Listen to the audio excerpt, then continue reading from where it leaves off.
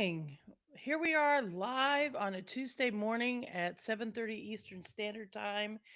I don't know about you, but the spring weather makes me a combination of I can't wait to get out and do things, and then also kind of want to just go a little slower in the mornings to take in all of this beautiful weather here in Central New York. This moment in the world in our life to stop and be intentional. I think I say intentional about 10 times every week on this live time, but I think it is about us being intentional with our lives and really thinking about what we're going to want at the end of our life to have been about. And so I think in this time for each of us to have the opportunity to pray together and think about what it is we're doing together is just a wonderful, wonderful thing. So I am really glad to be with you. I'm DeDe Duncan Proby. I am the Episcopal Bishop of Central New York. And welcome to this live moment. Whatever platform you're on, this is intended to be as much as possible kind of a conversation or a meeting space. So, in the comments or where you are, uh, if you put, you know, prayer request, if you put, I'd like to talk about this morning, this is an opportunity for us to talk together and to begin this day with other people, talking about things that concern all of us, our lives, how we live, what we hope for in the world, what we don't want to be true in our world, and the ways in which we gather as people of God, loving all that God has created and especially our neighbors. So this morning, what is live for you? What is it that's on your heart or mind this week? I'm really struck by this last Sunday's readings were, centered around Jesus and shepherding, the Jesus is the good shepherd. And I wonder for you what imagery that conjures up. It is important for us if we're not around shepherds. Very few of us are friends with, know people. And even if we did, or even if we do, shepherding at the time of Jesus and now there's a lot of different things about it, including social status and different things. So with in Jesus's day, to know that uh, and I'm missing the live chat. I'm just realizing I'm not seeing the live chat. Okay, there we go. That in Jesus's day, shepherds were really more the outcasts. And so here again, we have a teaching from Jesus about loving the outcast and embracing those who are different from us. And in this time, that is such an important message for all of us to remember that while we may be different from each other in our views or preferences, that we all are part of God's loving kingdom, that we all are part of what God is wanting to do in our world. And so on this in this day when we're beginning anew, to be thinking about how we want to be in this world, how we want to not only be embraced and respected in our own selves, but how we want to offer that to the world and to be intentional about that offering of dignity and grace. I see a lot of posts, and if you've followed my podcast, you know that the most recent podcast was about how we speak about one another. We've kind of given ourselves permission. I don't know if it's the internet, I don't know if it's something else. We've given ourselves permission to use whatever language we want about other people. And when we don't like them, to make jokes about them or denigrating comments or characterize them, and especially even caricatures of them. And I wonder if we're aware of the way in which that tendency to denigration also denigrates our own souls, also denigrates what we say we hold dear. Um, when we speak of our faith, it was the podcast says, or here this morning as we are live and talking with one another, how we talk matters. It matters for other people, clearly, but it also matters for us because our heart, our soul hears us say horrible, terrible things about other people.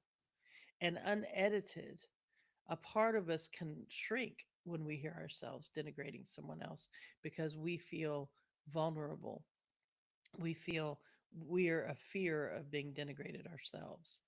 And our own meta discourse often is the biggest purveyor of tearing us down, where we're telling ourselves negative meta discourse in our head. You're not good enough, or nobody really cares about you. We have the opportunity to stop ourselves and confront those and say, hey, there are people who love me, and I care about me, and God loves me. So to change that narrative in our head. Good morning, Kathy.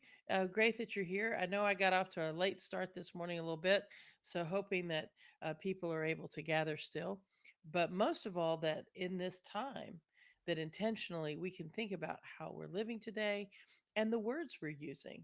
That as we're thinking about Jesus as Good Shepherd and the welcome and the protection that a shepherd offers, the guidance, and then the direction that a shepherd offers, that in our own lives we can feel that shepherding of our in our heart of God's good care and our own care of ourselves and one another. And so this day we have an opportunity to begin again. Every new day is a new beginning. So if we're not pleased with what has gone before, if we're feeling that we wish we had done something different the day before, this new day is a day to begin again. And certainly for some of us, there is no change. If whether we've been diagnosed or there's some really challenging, hard thing that we're dealing with, that yes, we're waking up to it. But today we have an opportunity to continue to live in to the to the love of God, the redemption of God, and in this Easter season, the resurrection God brings to our lives. So, hey, Audrey, good morning. Glad you're here. Glad to be beginning the day, and especially glad to start by thinking about how we want to be. And so I woke up this morning with it's a Taizé chant on my mind. It's not a super springy one. It actually, I think of it much more Lenten, but that's okay this morning, I think, because it is a lament. It is an invitation. It is a question to God that I think all of us can relate to. Oh Lord, hear my prayer. That sense of wanting to be heard, wanting to be seen, wanting to feel valued. So I'd like to sing it with you and welcome you to sing with me wherever you are, or if you can't because you're somewhere you shouldn't be singing out loud, to in your head sing along. But I welcome you to be singing. And hey, Jeannie, good to see you. Um, so we're going to sing "Oh Lord, Hear My Prayer," and it is early in the morning. So if it's not perfect, that's really okay. Our intent is a sacred offering, not a perfect one. So here we go. O Lord, hear my prayer. O Lord, hear my prayer. When I call, answer me. O Lord, hear my prayer. O Lord, hear my prayer. Come and listen to me. One more time. O Lord, hear my prayer.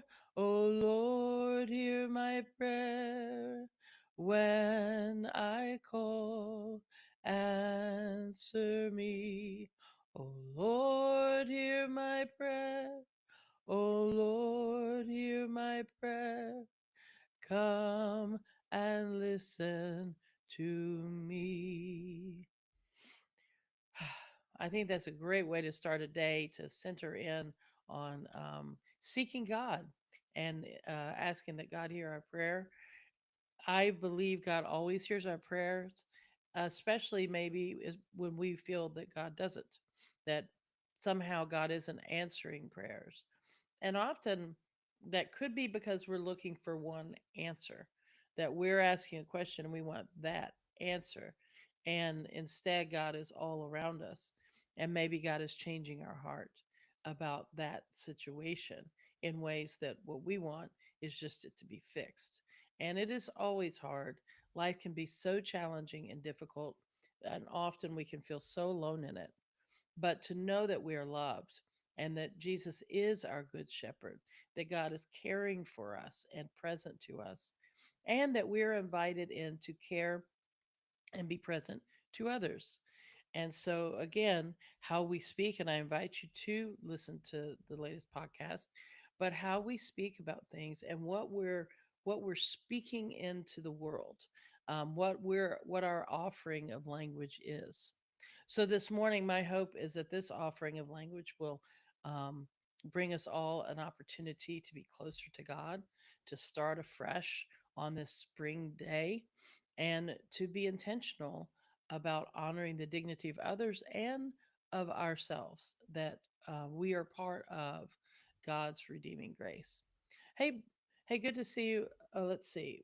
Barbara, good morning. Marty, yes, prayer for your family. Um, Travel to Italy. Oh, that's exciting. For the granddaughter's wedding.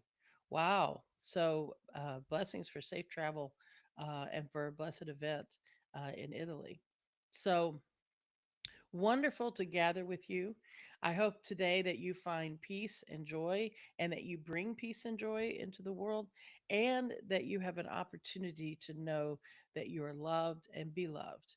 May you be blessed and be a blessing. And I look forward to speaking with you, seeing you next week. Take good care.